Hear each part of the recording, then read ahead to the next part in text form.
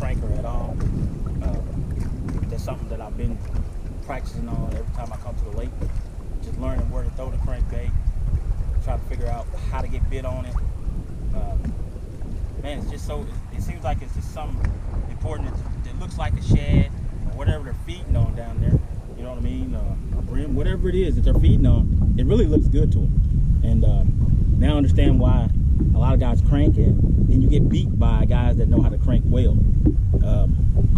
Man, it's just, it's becoming that time to where I gotta figure out not only catching 5 fish, but then going and finding the right 5 fish. And it seems like most of the time a crankbait, of course, a jig, you know, something bigger baits, always gonna catch the bigger fish most of the time. You know, well, I'm gonna say always, because if I throw a smaller bait and catch a whole bunch of 2-pounders versus a guy that's out here cranking or out here throwing a big swim bait, he's got, you know, 16, 17 pounds, he caught bigger fish to me. So you gotta learn the certain baits that you need to catch bigger fish. That's about right.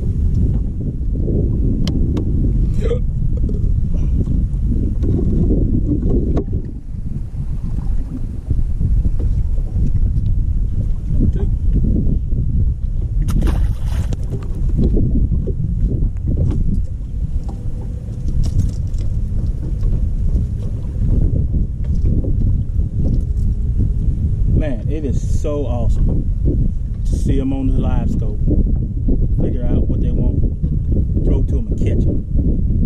That is so, it's amazing, man. It's amazing when you figure out how to do it, and you get out here and you practice, and you, man, when you find them, you just throw to them and just figure out what they want. When they figure out what they want, keep blasting.